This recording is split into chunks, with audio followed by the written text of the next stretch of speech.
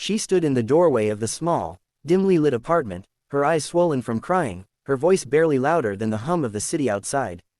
"I have nowhere to sleep," she whispered, clutching her worn-out bag against her chest as if it were the only thing she owned. The man in front of her, Daniel, wasn't prepared for those words. He had just returned from his late shift, exhausted, ready to collapse into bed. But something in her trembling voice and the desperation in her eyes stopped him cold. Her name was Emily. She had been a friend of a friend, someone Daniel had met only once at a coffee shop weeks ago. Tonight, she had come knocking on his door because she had no one else left to turn to. Her roommate had moved out suddenly, leaving her unable to pay rent.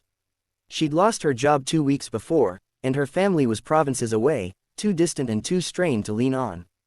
Daniel didn't know the full story yet, but he didn't need to. He could see her exhaustion, the kind that eats at the soul. He opened the door wider and gestured her inside. The apartment wasn't much, just a one-bedroom with mismatched furniture and a faint smell of instant noodles, but to Emily, it was warmth. She sat quietly on the edge of the couch, her shoulders hunched, trying to make herself small. Daniel fetched her a glass of water, unsure of what to say. Silence hung between them until finally, she admitted through broken words, I don't want to be a burden." Daniel looked at her for a long moment. Life hadn't been easy for him either. He was a mechanic who worked long hours, barely keeping up with bills himself. But something about Emily's vulnerability touched a place deep inside him, a reminder of the nights when he too had slept in his car after his father kicked him out years ago. Without hesitation, he said, "You won't be a burden. You can have my bed tonight."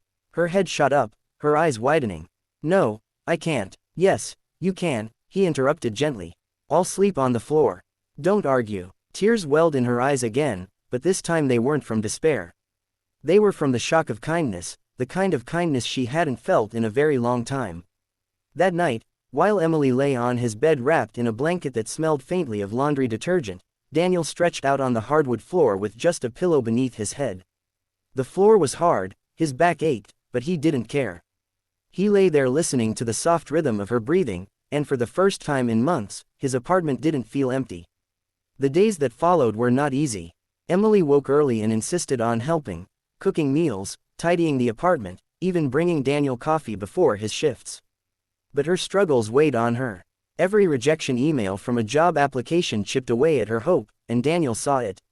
One evening, after she broke down in frustration, saying she was tired of failing, Daniel sat beside her on the couch. "I know what it feels like to have nothing," he told her quietly. "But you're not nothing. You're stronger than you think. And until you find your place again, this is your home too." It wasn't just words, he meant it. Over time, Emily began to believe it too. Slowly, she pieced her life back together. She got a part-time job at a bakery, then another at a bookstore. Each paycheck brought her closer to standing on her own feet again.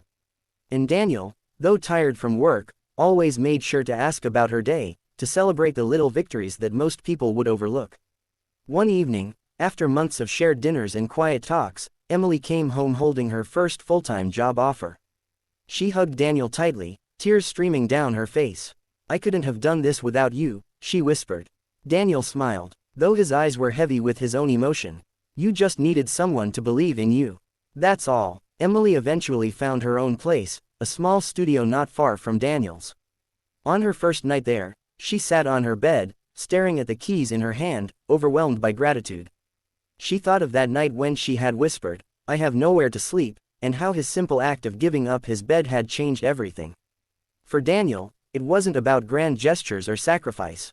It was about humanity, choosing kindness when it would have been easier to close the door.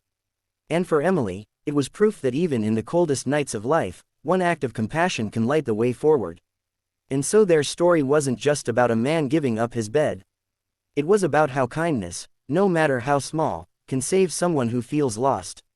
It was a reminder to anyone watching or listening, that sometimes, the greatest gift you can give is simply a place of safety, even if it means sleeping on the floor yourself. Would you like me to make this version a little more dramatic and dialogue heavy, to match YouTube's storytelling style, or keep it in this narrative emotional flow?